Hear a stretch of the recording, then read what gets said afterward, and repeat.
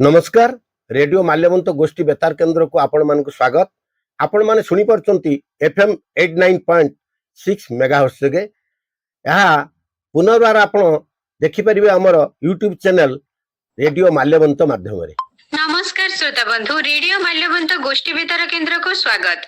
मालकानगिरी जिला योजना board DPC अध्यक्ष भाव दायित्व ग्रहण करने पर नरसिंह माडकामी अध्यक्षतार आज प्रथम अधिकृत उच्च स्तरीय समीक्षा बैठक अनुष्ठित हो जाइछि। एही गुरुत्वपूर्ण बैठक रे विशेषकर जिलार विभिन्न अंचल तथा स्वाभिमान अंचल रे विकासमूलक कार्यर अग्रगति नहीं सविशेष समीक्षा हो जाइछि। सेतु योजना अंतर्गत पूर्ववर्ती वर्षर खर्च एवं विभिन्न प्रकल्पर स्थिति अनुध्यान करी अध्यक्ष श्री माडकामी स्वाभिमान अंचलर युद्धकालीन विकास पई अधिकारी मानकु कड़ा निर्देश देइछंती।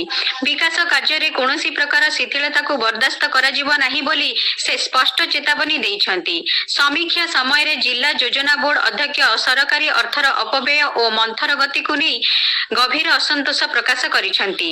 सरकारक पक्षरु स्वाभिमान अंचलर विकास पई 100 कोटी टंका उपलब्ध करा जायतिबा सत्ते पूर्व वर्ष रे सेतिरु मात्र 50 कोटी टंका खर्च होइतिबा जणा पड़िछि। एहा सहित ग्राम उन्नयन आरडी विभाग निर्धारित समय मध्यरे काम शेष न करि पारि प्राय 33 कोटी टंका सरकारଙ୍କୁ फेरस्त करितिबा तथ्य सामना को आसीछि।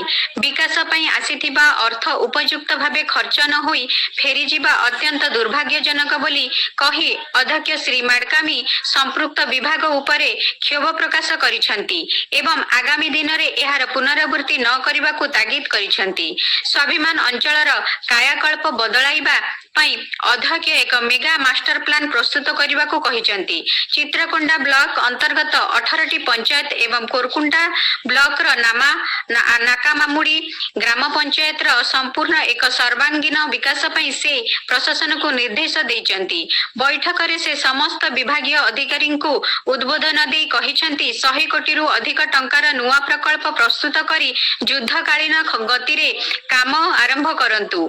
विकास कार्यर पाई अर्थर अभाव रहिबो नाही। जदि आवश्यक हुए सरकारक पाखरु आहुरी अधिक अर्थ आनिबा तांकर व्यक्तिगत दायित्व।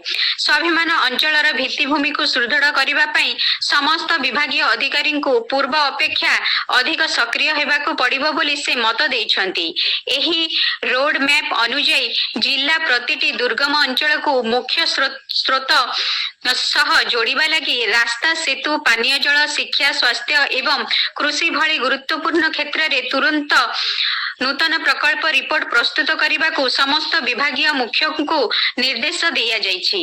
स्वाभिमान अंचलर चाषी मानक पई जलसेचन और कृषि विकास सह प्रतिटी गाँ को पक्का सड़क एवं शिक्षा, स्वास्थ्य सेवार सुधार उपरे सर्वाधिक प्राधान्य दिया जाइछि। जिलापाल प्रथमेश अरविंद राजशेखरଙ୍କ समेत मुख्य उन्नयन अधिकारी तथा जिला परिषदर निर्वाही अधिकारी दाशरथी सराबू एवं अन्यान्य समस्त लाइन विभागर वरिष्ठ अधिकारी माने एही हाई प्रोफाइल समीक्षा बैठक रे उपस्थित थिले। समस्त विभाग मध्य रे समन्वय रक्षा करी कार्य कले ही स्वाभिमान अंचलर प्रकृत विकास संभव हेबो बोली प्रशासन पक्षरु कहा जाइछि। नूतन अध्यक्षक एभली कड़ा आभिमुख्य एवं युद्धकालीन विकासर निर्देश परे आगामी दिन रे स्वाभिमान अंचल रे प्रगतिर एक नुआ अध्याय आरंभ हेबो बोली स्थानीय जनसाधारणक मध्य रे व्यापक आशा और उत्साह सृष्टि होइछि।